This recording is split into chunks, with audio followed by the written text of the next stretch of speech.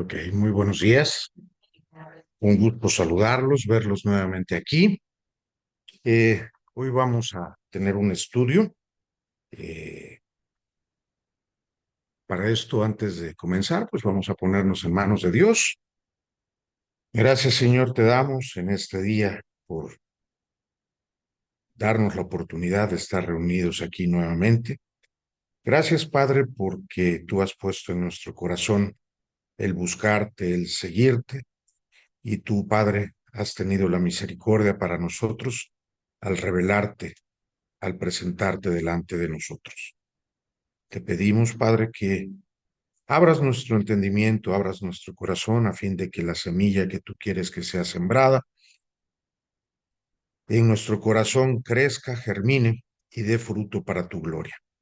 Te damos gracias por este lugar y por el Zoom, así, Padre, como por la vida de nuestro pastor Arturo. Bendícelo, cuídalo a él y a toda su familia y a cada uno de los que estamos aquí presentes, Padre. Ayúdanos para que estemos siempre cerca de ti. Te pedimos también por nuestros familiares y amigos para que tengan la oportunidad de conocerte pronto, así como nosotros te conocemos. Te pedimos todo en el nombre precioso de tu Hijo Jesús y te damos gracias. Amén. Bien, pues vamos a tener hoy un estudio en donde vamos a leer mucho del Evangelio de Juan, pero antes de ver este estudio que lleva por nombre Los siete yo soy, necesito hacer unas aclaraciones o algunas definiciones para que, bueno, podamos en un mismo contexto, en un mismo sentir, en un mismo entender, poder interpretar correctamente este estudio. Para esto, bueno, hay un arte, porque no es ciencia, es la hermenéutica, es un arte que el hombre ha manejado y utiliza mucho para interpretación cualquier texto. Puede ser un texto jurídico o, como en este caso, vamos a hacer un análisis, un estudio hermenéutico de la Biblia. Para esto, bueno, la hermenéutica se basa en principios, reglas y métodos para realizar una interpretación adecuada de los textos bíblicos. La hermenéutica, bueno, tiene varias líneas y dentro de la hermenéutica bíblica existen básicamente lo que es el contexto literal, que consiste en leer tal cual está escrito el texto y así interpretar. Está el contexto histórico, donde obviamente debemos de hacer un análisis interpretando en el momento en que se escribió.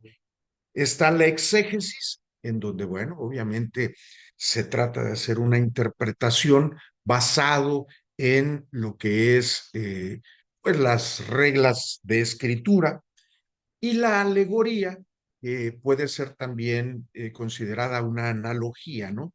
Y en la alegoría se utilizan mucho que son figuras tal vez fuera de contexto, pero que encajan perfectamente con el texto que vayamos a leer. Para entender un poquito y rápidamente esta parte de lo que es el contexto literal, el contexto histórico, lo que es la exégesis y lo que es la alegoría, vamos a ir al libro de Jonás en el Antiguo Testamento. Jonás, capítulo 1, versículo 17.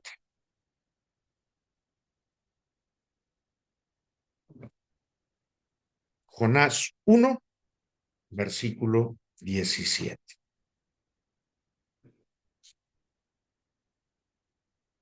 Me indican cuando lo tengan, por favor.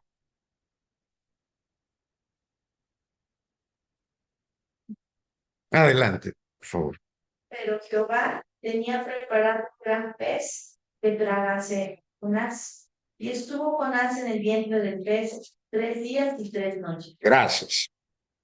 Bien, cuando leemos este texto que dice, pero Jehová tenía preparado un gran pez para que tragase a Jonás, y estuvo Jonás en el vientre del pez 3 días y 3 noches.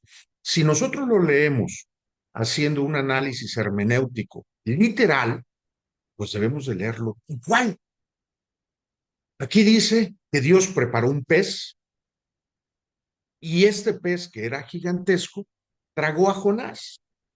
Y Jonás estuvo en el vientre de este pez, que después fue arrojado, ¿sí?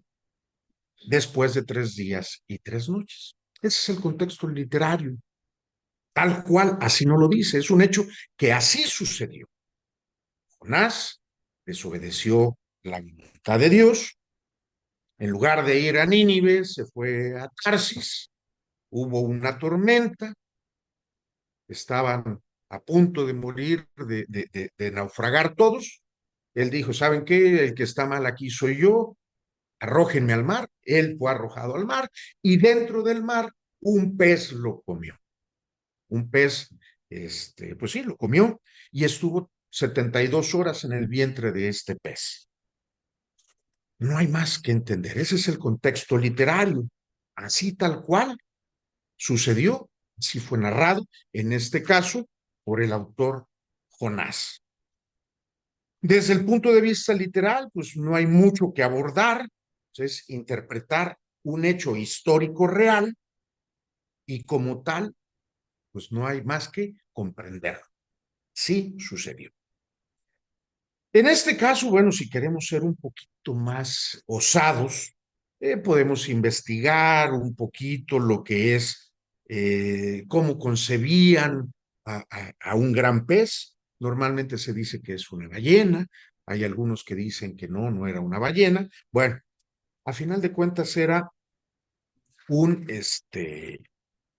animal marino muy grande y bueno, desde el punto de vista literal, así lo interpretamos. Pero si queremos verlo desde el punto de vista histórico, es lo que yo les estaba compartiendo. Tenemos que irnos al contexto. ¿Cómo es que la gente interpretaba o qué cosmovisión tenía?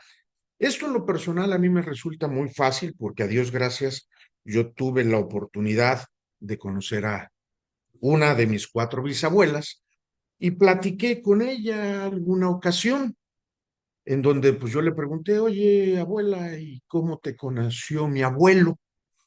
Me comentó la historia, ¿no? Que ella en sus años de juventud tenía una tienda y que pasó por allí mi bisabuelo, le pide algo para comprar que tenía en la parte de arriba, en uno de los anaqueles, ella agarra, pone un escaloncito, se levanta y al levantarse, pues se le levanta la enagua, ¿no? La falda, este, y el comentario de mi bisabuelo fue, qué bonitas piernas tiene la güerita. Dice, así me hizo el amor tu abuelo. Ah, caray, ¿no? Qué contexto.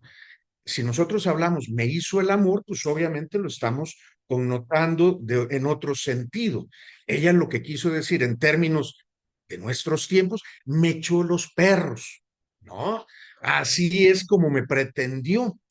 Y lo mismo sucede, pues, si eso fue entre mi bisabuela y yo, que estamos hablando de 100 años de diferencia, con el mismo idioma, pues con una cuestión cultural muy similar, pues imagínense si nos trasladamos hace más de 4000 años, con otro idioma, con otros avances tecnológicos. Entonces, es por eso que debemos de, cuando hacemos un análisis en el contexto histórico, tratar de comprender cómo sucedían las cosas en ese momento. Entonces, si queremos hacer el análisis del contexto histórico, pues tenemos que pensar cómo visualizaban ellos eso del gran pez, ¿sí? Pudo haber sido cualquier otro animal conocido, obviamente marino, no necesariamente una ballena. Y bueno, eso es el contexto literal, el contexto histórico. Y vamos ahora a lo que es el contexto exegético, en donde les decía yo que para hacer exégesis necesitamos hacer un análisis lingüístico, o sea, cómo se hablaba en aquellos entonces, ¿sí? Cómo la palabra pez se veía o se entendía en el hebreo original, porque recordemos que el Antiguo Testamento fue escrito en hebreo y en arameo, y cómo se referían a un pez, a un animal marino grande, indeterminado. Es decir, bueno, deberíamos de checar todo esto desde el punto de vista lingüístico, en donde, bueno, aquí lo que se resalta, pues es la desobediencia de Jonás, y que por su desobediencia, pues fue a parar al estómago del pez. Por lo tanto, el exegeta, la persona que está haciendo el análisis exegético, debe de buscar un sentido primario y fundamental en la narración. Y finalmente, cuando hacemos el uso de las alegorías, es hacer una interpretación de algo literal, manejarlo en símbolos, en tipos o prefiguraciones. Como símbolo, lo que pasó con Jonás es una prefiguración, es una analogía de lo que se sucedió con Jesús en la resurrección, en donde obviamente él estuvo enterrado 3 días y 3 noches, una analogía, así como Jesús, así como Jonás estuvo 3 días en el vientre, Jesús estuvo 3 días en la tierra.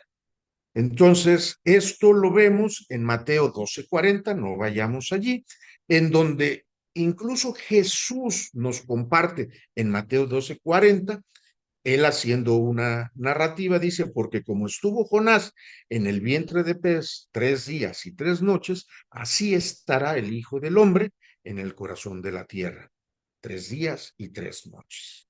Obviamente, en este caso, Jonás en el vientre del pez simboliza la muerte, la sepultura, mientras que la salida del pez simboliza la resurrección. Entonces, básicamente la hermenéutica, vuelvo y repito, es un arte de interpretar los textos, no es una ciencia, es un arte, y lo hace en 4 contextos, ¿no? En el literario, en el histórico, en el exegético y en el alegórico. Bien. Después, obviamente, de poner todo esto en contexto, vamos a entender un poquito el Evangelio de Juan, porque las 7 yo soy, vamos a ver que tiene una interpretación alegórica. Pero antes de adentrarnos en Juan, vamos a entender que tenemos 4 evangelios: Mateo, Marcos, Lucas y Juan, y que aunque nos narran la vida, ¿sí?, de Jesús, cada uno tiene diferentes contextos, diferentes perspectivas, ¿sí? Tan es así que los primeros 3, Mateo, Marcos y Lucas, son conocidos o son denominados los evangelios sinópticos,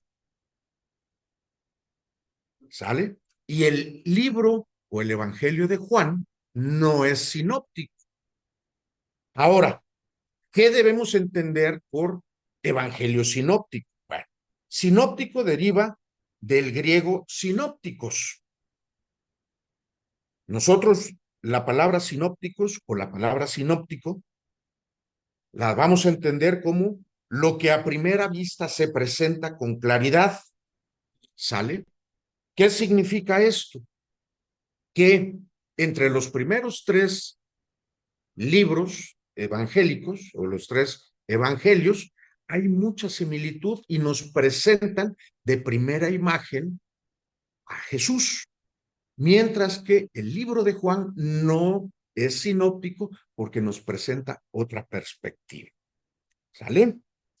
Obvio que están narrando el mismo periodo, los mismos hechos que se presentaron, pero de diferentes perspectivas. Esto también a mí me queda muy claro porque alguna ocasión tuve un percance automovilístico, choqué, Y pues ya saben, no siempre hay testigos y cuando llega la autoridad de tránsito, empieza a entrevistar a los testigos y aunque estaban narrando el mismo hecho, entre los mismos testigos narraron situaciones diferentes. Lo mismo pasó con los evangelios. Obviamente tienen muchas similitudes, pero también tienen diferencias dependiendo de la óptica en donde estaban. Ahora, según los historiadores, el primer evangelio que se escribió fue el Evangelio de Marcos. Más o menos lo datan entre el año 65 y el 75 después de Cristo. Y estos mismos historiadores piensan o nos dicen que Mateo y Lucas tomaron como primera referencia al libro de Marcos.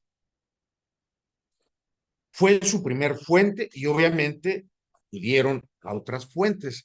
Incluso se comenta que Lucas tuvo mucho contacto con María y es por eso de que narra incluso el embarazo de María y todo esto.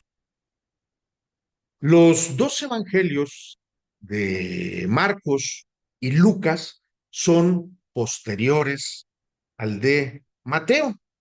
Y aunque narran más o menos desde la misma óptica, y tienen muchas similitudes, también tienen algunas diferencias.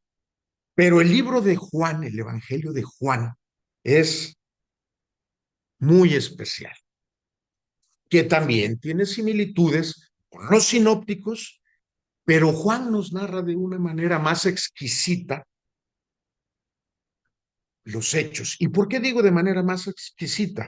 Porque recordemos primero que de los cuatro, solo Mateo y Juan fueron apóstoles.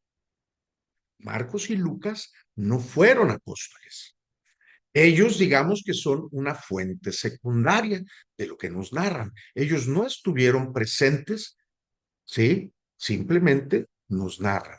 Lucas tal vez más detalladamente, porque bueno, Lucas era médico, era griego, y como griego eran muy finos y muy exquisitos en sus narrativas. Mateo sí fue uno de los 12 apóstoles, pero no era del círculo cercano de los apóstoles, porque recordemos que los apóstoles que siempre estaban muy cerca de Jesús era Pedro, Santiago, también conocido como Jacobo, y Juan. Los que estuvieron en la transfiguración fueron ellos tres.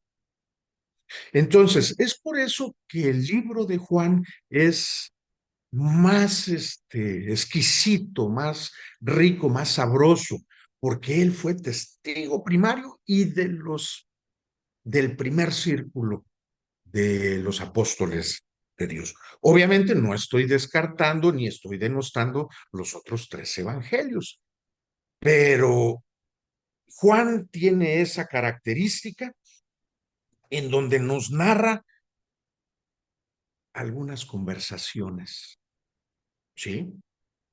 Que obviamente los otros no nos las pudieron narrar con tal riqueza, con tal exactitud como Juan, porque Juan era de los que estaban cerquitita, cerquitita, cerquitita. Tan es así que nos narra la historia de la charla que tuvo Jesús con Nicodemo. Podemos leer en Juan 3 cómo Nicodemo llega, y bueno, ya hemos platicado mucho de esta situación, de este momento. Los otros no nos lo pudieron contar, tan es así que pues, no lo manifiestan. Jesús en el capítulo 4 nos narra también el encuentro y, e incluso nos narra el diálogo que tuvo nuestro Señor Jesucristo con la mujer samaritana. Insisto, Juan es muy específico y nos narra hasta los discursos. ¿Por qué? O los diálogos. ¿Por qué? Porque él estaba ahí. Él era pues, el apóstol amado. Tan es así que, pues es el único que no murió de manera trágica. Es el que murió de más de 90 años. Tan es así que Juan es de los evangelios el último que se escribe. En el capítulo 5, Juan también nos narra el diálogo entre Jesús y el paralítico de Betesda, en donde recordemos, ¿no?, que se movía el agua de Betesda y el primero que entraba se sanaba. Entonces, vuelvo a hacer el énfasis. El Evangelio de Juan es muy rico en ese sentido, nos narra hasta los discursos, los diálogos. En el capítulo 8 encontramos el encuentro que tiene Jesús con la mujer adúltera y nos narra el discurso, el diálogo. Solamente Juan lo hace porque él era el que estaba más cerca que Jesús. Es por eso que dentro de este contenido, esta riqueza que tiene Juan, el Evangelio de Juan, encontramos los 7 yo soy que vamos a analizar. Pero más adelantito, espérenme tantito, denme chance que lleguemos hasta allá. Vamos a hacer ahorita así un análisis rápido entre los 4 evangelios. Primero, según la tradición, el Evangelio de Mateo se representa con un ángel. Recordemos que Mateo fue uno de los 12. Y recordemos también que la figura del ángel se nos dice a lo largo de la Biblia que los ángeles son enviados. Y no nos quedemos nada más con la figura del ángel, la figura espiritual. Nosotros somos ángeles, nosotros somos enviados también. Recordemos en el Apocalipsis cómo nos narra mismo Juan en el Evangelio, cuando se dirige a las 7 iglesias y decir al ángel de tal iglesia, en donde el ángel era el enviado. ¿Quién era ese enviado? El líder de esa iglesia, el pastor de esa iglesia. Entonces, no nos quedemos nada más con la figura de ángel, la figura espiritual. Nosotros somos enviados, nosotros también somos ángeles. ¿Sale?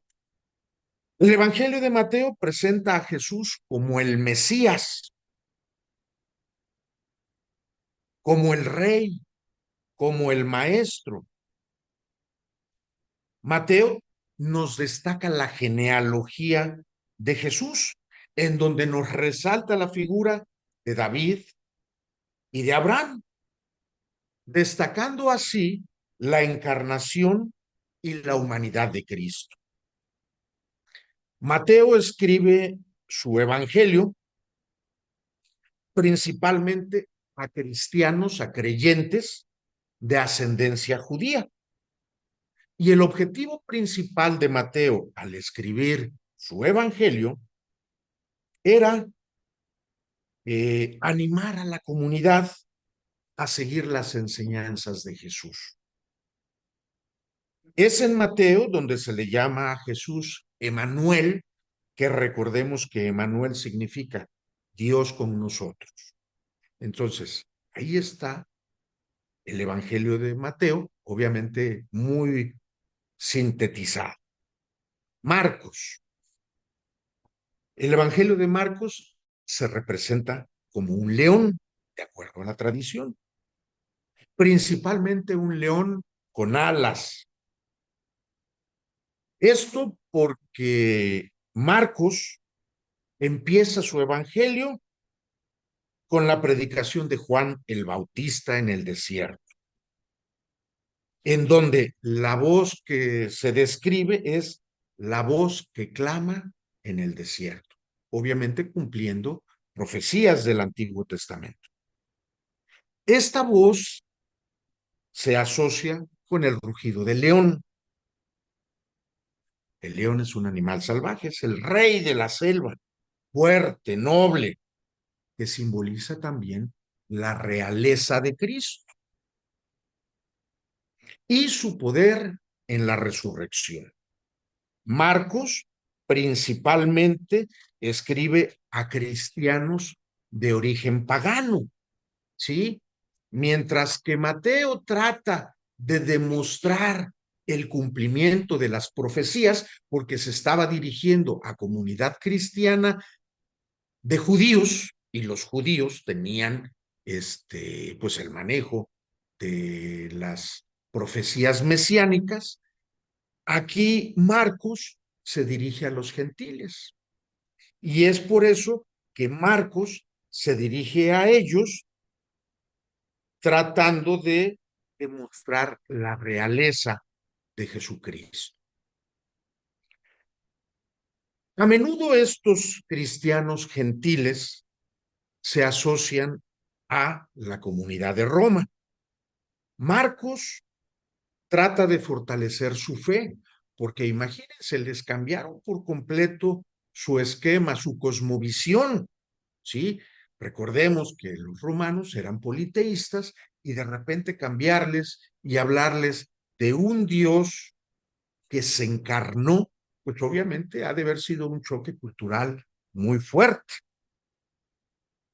Marcos presenta a Jesús como el siervo de Dios y como el Hijo de Dios. Se enfoca mucho a las acciones y a los milagros, porque obviamente los romanos exigían eso, a ver, los milagros, yo quiero ver, me estás diciendo que es Dios, Dios hecho hombre, ¿cómo voy a creer eso? Por eso es de que Marcos se enfoca a señalar los milagros que hizo Jesús. Obviamente tratando de mostrar su poder, su mesianismo, y siempre pone a Jesús en acción desde cómo se unge como el Mesías en su bautizo. Obviamente narra también en el bautismo cómo aparece el Espíritu Santo que desciende en forma de paloma y cómo con voz audible se escuchó: este es mi Hijo amado, en quien yo tengo mis complacencias. Era precisamente para enfocar el discurso a esa parte, a que los romanos que eran politeístas dejaran de ver a sus ídolos y voltearan a ver Jesús. Es por eso que el énfasis de Marcos es presentar a Jesús como el que viene a servir, no como el que viene a ser servido, como que Él viene a rescatarnos, pero no nada más a los judíos, sino al mundo entero. Pasamos al Evangelio de Lucas.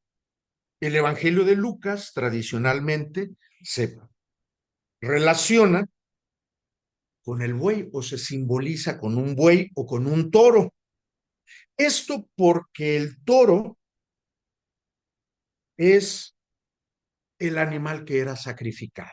Entonces, mientras que Mateo nos presenta a Jesús como el Mesías, Marcos nos presenta a Jesús como el Hijo de Dios, Lucas viene y nos presenta a Jesús como el Cordero de Dios que quita el pecado del mundo.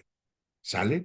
Lucas comienza la narración desde el embarazo de Juan el Bautista y obviamente hace comentario de Zacarías, el esposo de Isabel, que Zacarías era un sacerdote.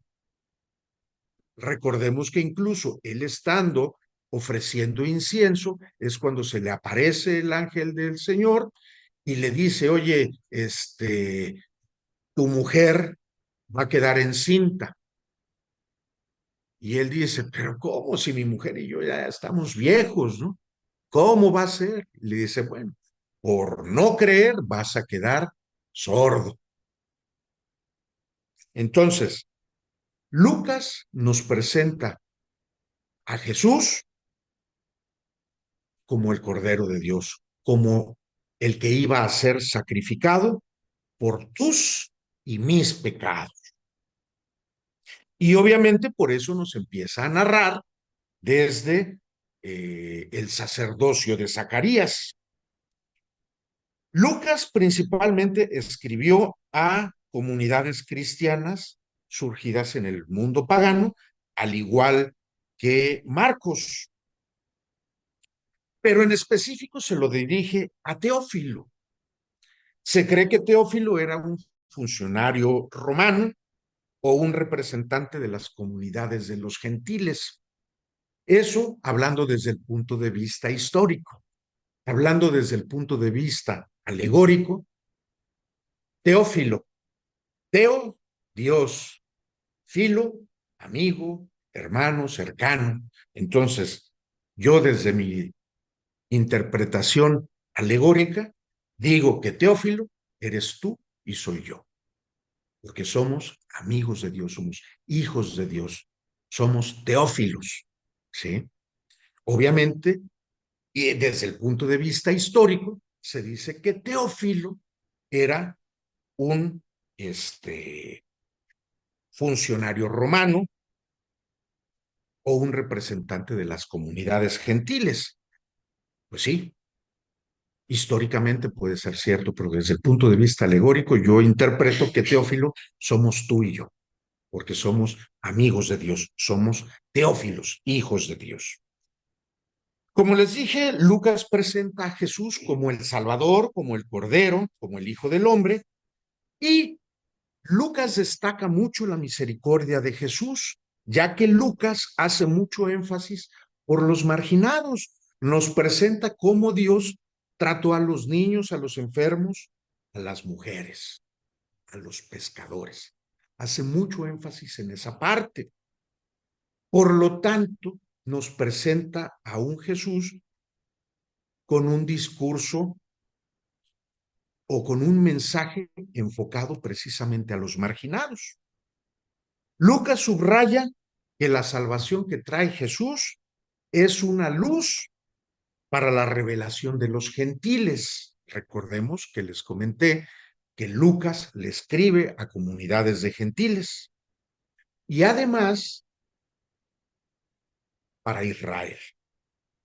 Lo describe como un hombre perfecto que creía, que crecía en sabiduría, en estatura y en gracia ante Dios y los hombres.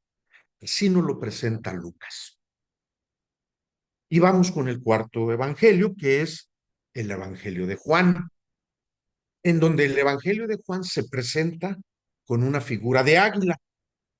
Esto porque el águila es el ave que más alto vuela. Y además se cree que el águila es el única ave que puede mirar directamente al sol sin cegarse.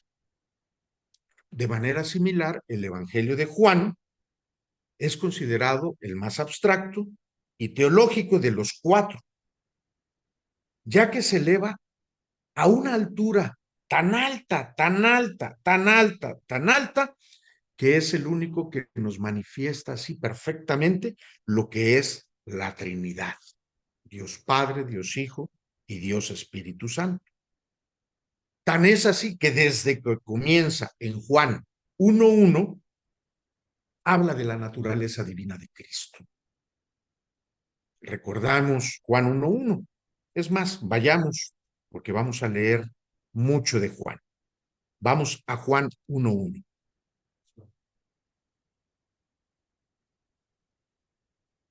Sirve que ya van despertando. Juan 1:1. Verbo, y el verbo era con Dios, y el verbo era Dios. Gracias. ¿Quién es el verbo? Jesús. Si nos vamos al original griego, porque recordemos que el Nuevo Testamento fue escrito en griego, se dice que en el principio era el logos, era el verbo, era la palabra, era Jesús. Y el verbo y Jesús era con Dios, y el verbo Jesús era Dios. Juan nos presenta a Jesús como Dios.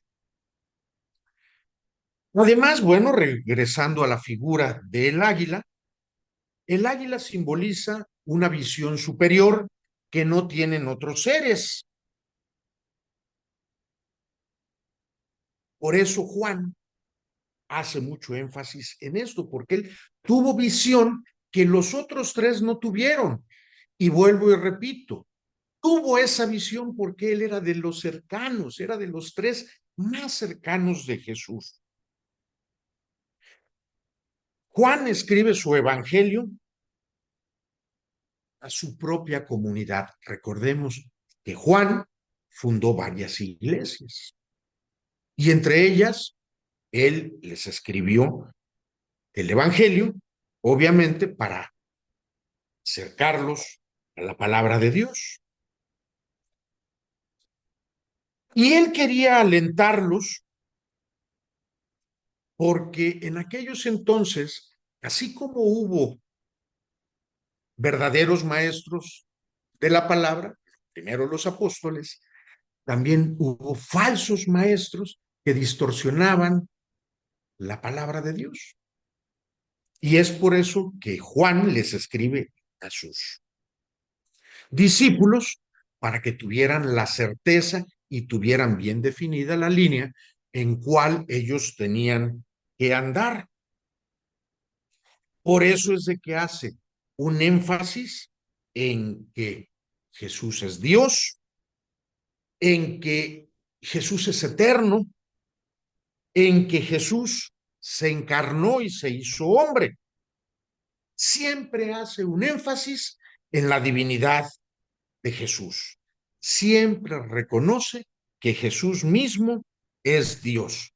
Por lo tanto, no lo presenta, no lo revela como el Hijo de Dios y como el Salvador del mundo. Y como lo veremos más adelantito, utiliza la palabra o la expresión yo soy. Por eso nosotros vamos a leer los 7 yo soy, que revelan también, además de Juan 1:1, la divinidad de Jesús. Lo vamos a ver en los 7 yo soy. El Evangelio de Juan, además, presenta a Jesús de una manera que el verbo se hizo carne, o sea, Dios con nosotros, Dios se encarna y es el Hijo de Dios que viene además a presentarnos y a ser el intercesor entre nosotros y Dios Padre. Una de las formas más poderosas en que Juan nos mostró esto es que es el único que nos presenta a Jesús con el yo soy.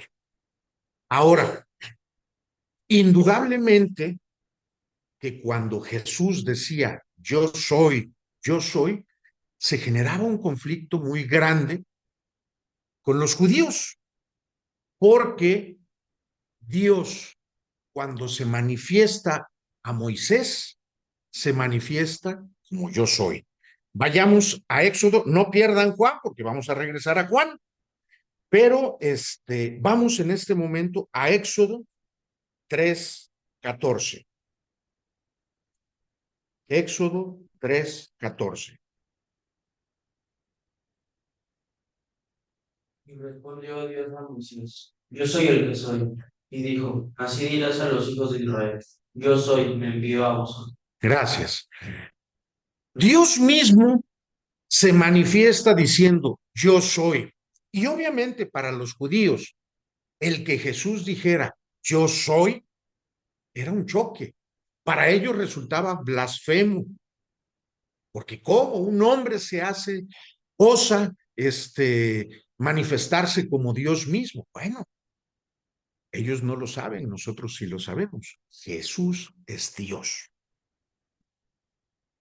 Obviamente cuando Jesús decía yo soy, está afirmando su divinidad. Entonces, cuando alguien dice, es que la no se dice que Jesús es Dios, sí, que él decía, yo soy. Y al decir yo soy, está haciendo la misma manifestación, la misma expresión que Dios tuvo para con Moisés cuando él se presenta. Diles que yo soy.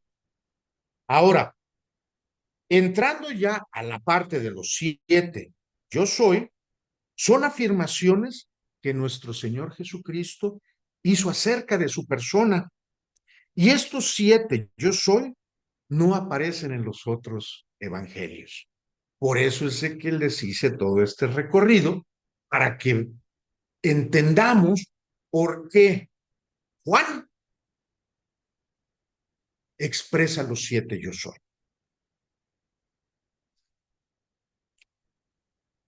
El yo soy es el título, ya vimos, que Dios mismo se daba a sí mismo en el Antiguo Testamento. Por eso, cuando Juan relata y escribe y narra las 7 declaraciones del yo soy, está reconociendo, está compartiéndonos que Jesús es Dios. Es un título exclusivo, el yo soy, para Dios. Nadie más puede decir yo soy el que soy. ¿Vale? Obviamente esto resultó blasfemo, escandaloso, herético para los líderes del judaísmo. Pero Jesús no solamente con esto dice que Él es igual a Dios, sino que cada uno de los 7 yo soy va ligado con el plan de salvación. Porque recordemos que desde que el hombre pecó, estamos viviendo separados de Dios. Vivimos en nuestro libre albedrío. Por eso es de que pecamos, por eso es que tropezamos, cometemos un error hoy y mañana también, y así nos vamos. Ahora, el plan de salvación, en el plan de salvación, Jesucristo es el protagonista. No hay otro. Cualquiera que diga que fuera de Jesucristo hay salvación, nos está compartiendo un falso evangelio. La Biblia nos comparte que solo Jesucristo salva, nadie más. Y eso me queda muy claro, porque si no hubiera sido necesaria la muerte de Cristo, simple y sencillamente, Dios no hubiera mandado a su Hijo a morir en las condiciones que murió. Y digo que a mí me queda muy claro ahora que soy padre, porque si tal vez lo hubiera platicado hace 18 años o más que no era padre, me hubiera quedado muy dudoso.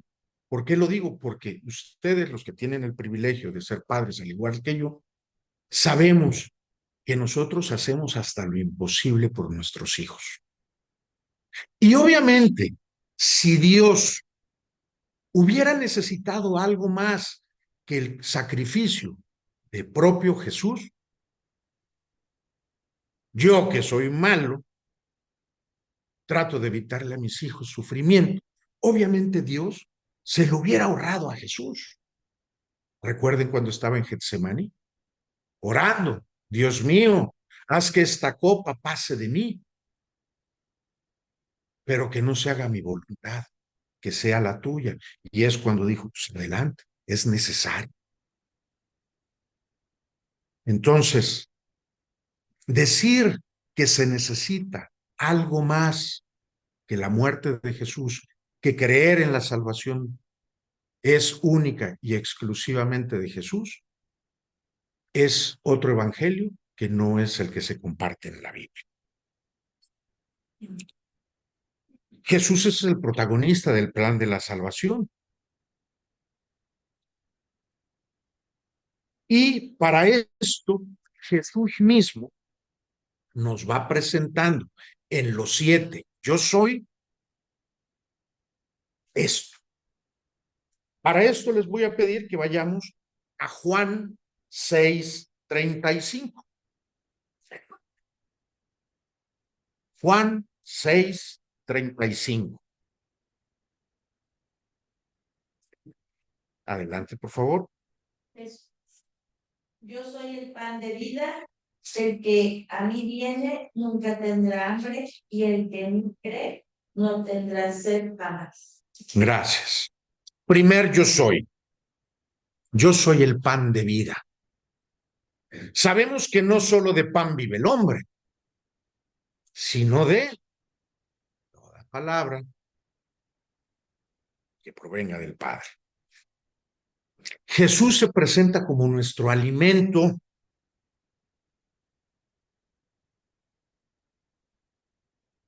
Él es quien sacia nuestra hambre espiritual. Recordemos que, igual de acuerdo a la Biblia, tenemos cuerpo, alma y espíritu. Entonces, así como cuidamos nuestro cuerpo, así como cuidamos nuestra alma, debemos de cuidar nuestro espíritu. ¿Y quién es quien nos va a alimentar espiritualmente? Dios mismo. ¿Cómo? Leyendo la palabra. El mundo te va a ofrecer muchas cosas que van a satisfacer de manera temporánea, pero lo que te da Jesús es eterno. Solo Cristo te ofrece la vida eterna y una satisfacción plena. Si tienes hambre de propósito, si te falta paz, si no tienes esperanza, aliméntate de Cristo. Él es el pan de vida. Sí lo dijo. Yo soy el pan de vida. Todo lo que tú tienes, todo lo que yo tengo, proviene de Dios. No lo hemos conseguido por nuestro esfuerzo. Él en su misericordia te ha dado. Él satisface tus necesidades. Él satisface todas nuestras necesidades. Reconozcámoslo como yo soy el pan de vida. Más adelantito vamos ahora a Juan 8:12. Adelante, por favor.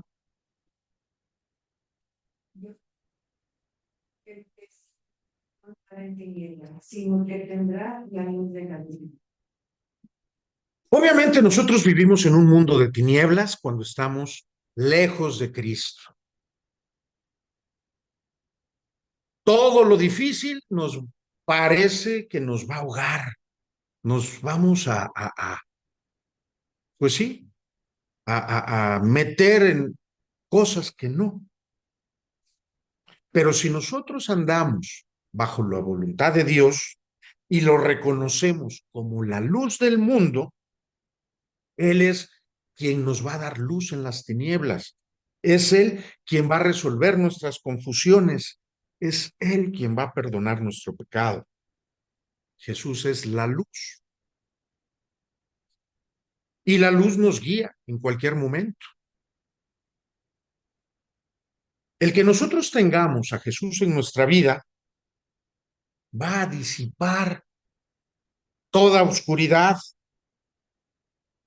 y nos va a mostrar el camino conforme a la voluntad de Dios. Porque si nosotros queremos hacer las cosas bajo nuestro propio esfuerzo, nada nos va a salir mal. Nos va a salir bien, perdón. Al contrario. Y si nos sale bien, mucho cuidado, porque recordemos que Satanás también nos puede estar dando beneficios, pero ¿qué creen? Satanás te invita, pero te pasa la factura para que tú pagues. Si le hacemos caso a Satanás, si vivimos fuera de la voluntad de Dios, ya sabemos a dónde vamos. al lago de fuego y azufre, donde habrá llanto y crujir de dientes.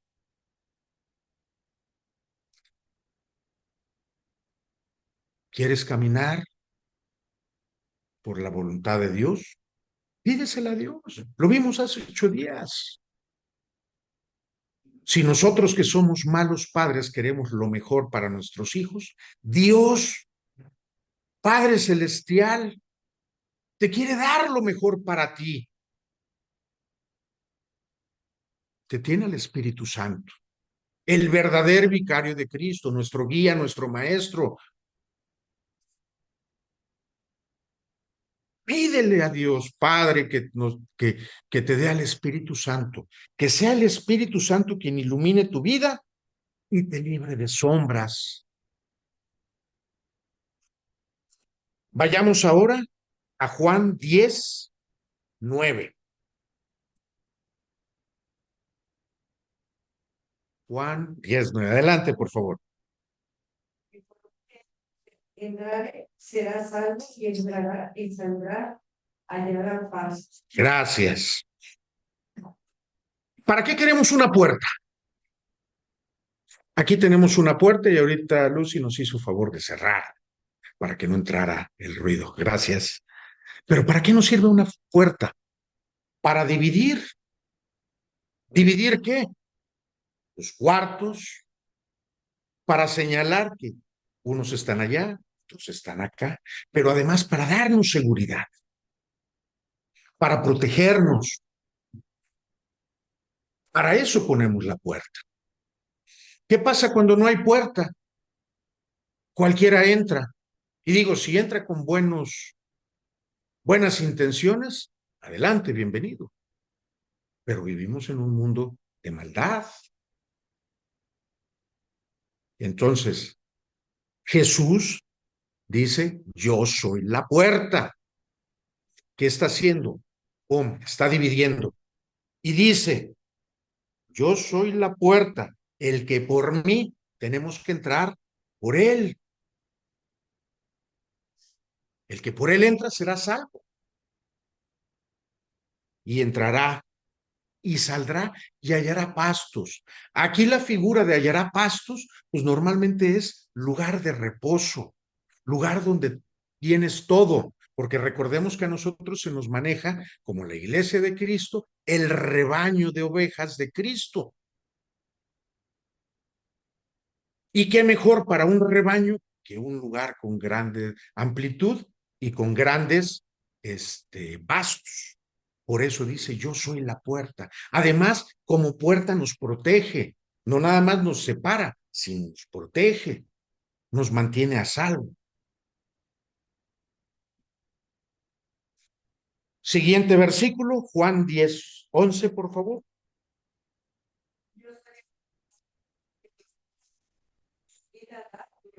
Gracias. Cristo no es asalariado. Cristo es el Señor. Él como Señor, como dueño, da su vida por las ovejas. Y tan la dio que murió en la cruz, padeciendo todo lo que tuvo que padecer. Él nos guía, nos protege y muy importante, nos conoce por nuestro nombre. Somos sus chiquiones, somos sus favoritos. Si te sientes perdido o desamparado, recuerda que Jesús te va a pastorear con amor y entrega. Pero también tengamos lo siguiente presente, porque hay ovejas que, válgame Dios, son rebeldes y se salen. Jesús deja las 99 para ir por esa, una vez. Esa oveja rebelde se vuelve a ir, vuelve a dejar las 99 y la trae. ¿Cuántas veces? Las que sean necesarias. Pero eso sí, no porque Jesús se canse, sino que Dios es amor, pero también al que ama disciplina. Y si necesitamos disciplina, pues nos va a disciplinar, ¿sí? Entonces, seamos obedientes a Dios, porque Él nos va a pastorear con amor y entrega. Pero si andamos de rebeldes, nos va a disciplinar. ¿Y a quién le gusta que lo disciplinen? Pues yo creo que a nadie. Pero Dios lo va a hacer. ¿Por qué? Porque te ama, porque me ama. Vayamos ahora a Juan 11:25. Le dijo Jesús, Sí, la vida. El que cree en mí, aunque esté muerto, vivirá. gracias. Yo soy la resurrección. No hay más. Es Él. Primero Él, después Él, a lo último Él. Y si queda algo, es Él. Para esto, bueno, podemos manejar el contexto de la muerte de Lázaro. ¿Sí se acuerdan? Jesús muestra que Él tiene el poder sobre la vida y la muerte. Él no solo da la vida, Él es la vida. Frente a la muerte, a la enfermedad y la desesperanza, podemos confiar que en Cristo hay resurrección y vida eterna. Recordemos, cuando llega Jesús frente a la tumba de Lázaro, dice, quiten la piedra. Señor, pero ¿cómo? Ya tiene 3 días, ya apesta. Ábranla. Y dijo, Lázaro, levántate y anda. Y salió Lázaro. ¿Por qué creen que dijo Lázaro? Porque fue enfático en Lázaro. Si estaba en un cementerio, había muchos muertos ahí más. Si hubiera dicho, levántate y anda, todos se hubieran levantado. Porque mi Dios es Dios poderoso. Tenía que ser Lázaro, tú en específico a ti. Y así te lo dice hoy, por tu nombre. Levántate y anda. Sal de esa sepultura en donde estás viviendo. Levántate. Ven a sus brazos. Él es la resurrección y la vida. Vayamos ahora a Juan 14:6. Esta yo creo que muchos la tenemos bien presente. Nadie viene al Padre sino por mí. Gracias. Dice, yo soy el camino. No dice yo soy un camino, soy Él. Él es un artículo singular. No es en plural, es uno. Yo soy Él. Si hubiera más, hubiera dicho, yo soy uno de los caminos.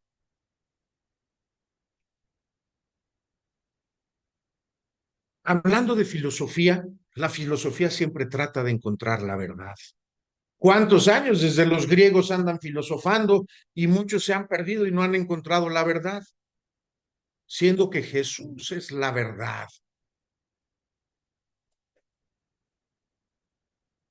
Él no es solo un líder, es el líder, es el único camino que lleva al Padre.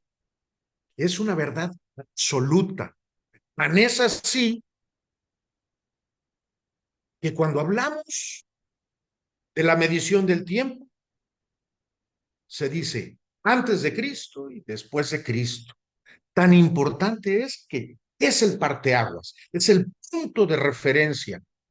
Yo siempre he mencionado que yo veo a la Biblia como la M de estas hamburguesas, ¿no? Está así y así. La M de McDonald's, ¿no? El Antiguo Testamento habla de Cristo y cae en Cristo. El Nuevo Testamento relata de Cristo y nos cae. Entonces, así yo veo a la Biblia. Es cristocéntrica. En estos tiempos en que hablamos de relativismo, sé lo que tú quieres. Si eres hombre y te sientes mujer, di que eres mujer. Si te sientes perro, di que eres perro. Y hay en muchos países en donde les están permitiendo esto. Se están hasta operando y haciendo tantas cuestiones que están atentando en contra incluso de su vida. Tanta confusión. Yo luego cuando platico con los muchachos, yo los veo tan desesperanzados, no saben. Oye, ¿y tú qué quieres estudiar? No sé. Digo, y no es malo. A final de cuentas, todo también es relativo a la edad. Son chamacos de 15, 16, 17 años. Yo cuando estudié mi carrera, empecé estudiando una, luego me cambié a otra y terminé en otra. Y ya luego estudié maestría y doctorado, ¿por qué? Para pues, ir completando lo que yo necesitaba.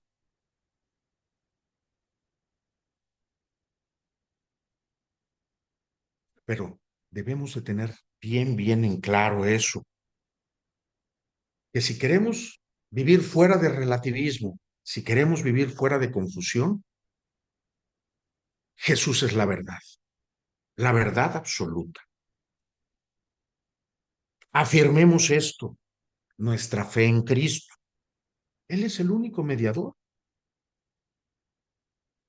Hay un solo mediador entre el hombre, entre el hombre y Dios, Jesucristo hombre.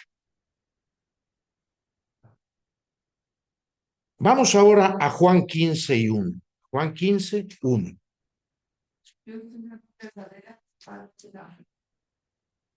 Yo soy la vid verdadera y mi padre es el labrador. La vida cristiana no se vive en nuestras fuerzas. Si lo queremos vivir en nuestras fuerzas, vamos a estar equivocados.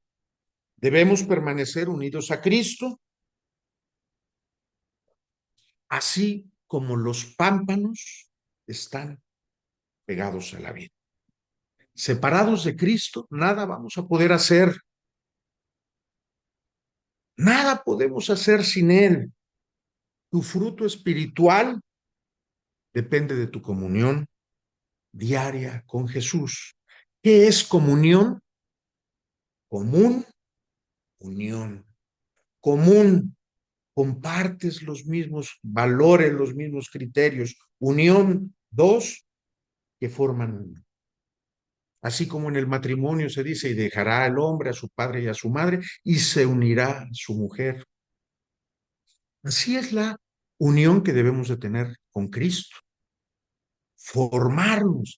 Nosotros debemos de reflejar a Cristo. ¿Realmente lo estamos reflejando? Los 7 yo soy demuestran que Jesús es suficiente, no necesitas nada más porque Él satisface todas tus necesidades. ¿Tienes hambre? Él es el pan de vida. En tu vida hay oscuridad, en tu vida hay desorientación. Él es la luz. Además, Él es la puerta. La puerta también te señala el camino. ¿Te sientes desamparado? Él es el buen pastor. ¿Tienes miedo? Sobre todo a la muerte. Él te ofrece resurrección y vida eterna. ¿Hay confusión? ¿No sabes por dónde ir? Él es el camino, la verdad y la vida. ¿En tu vida hay esterilidad? ¿No das frutos?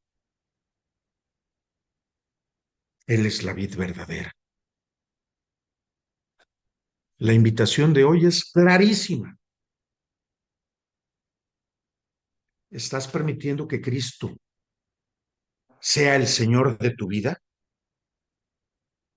Si tu respuesta es sí, gracias, hermano. Si tu respuesta es no, Hoy es el momento. No dejes pasar esta grandísima oportunidad. Así como Dios se le reveló a Moisés diciéndole, yo soy, lo leímos en Éxodo 3:14. Hoy Jesús se te está presentando a ti como el yo soy. Se te está presentando para transformar todas las áreas de tu vida, para que en todo momento, reflejemos a Jesucristo. Jesús es el gran yo soy, es el mismo ayer, hoy y siempre por los siglos. Si Él es tu Señor, nada te va a faltar, porque Él es el creador de todo. Por lo mismo, Él quiere llenarte en cuerpo, alma y espíritu, saturarte, llenarte de sus bendiciones y sobre todo, darte la vida eterna, para que podamos vivir siempre a su lado y no pasemos la eternidad en el lago de fuego donde va a haber llanto y crujir de dientes. Vayamos a hacer una oración.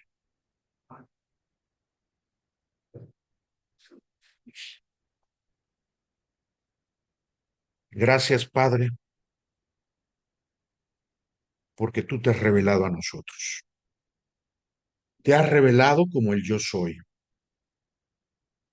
Y como tal, Señor, yo soy tu hijo. Como tal, me someto a tu voluntad. Ayúdame a seguir tu voluntad en todo tiempo e incluso fuera de tiempo, porque sin ti nada soy. Dependo de ti. Gracias, Padre, por tu misericordia, por tu perdón y por la vida eterna que nos has prometido. Te pedimos por nuestros seres queridos, a quienes aún, Padre, no han reconocido que tú eres el Señor y el Creador de todo, y que de quien emana el amor y la salvación. Ten misericordia de ellos, Padre, y sal al encuentro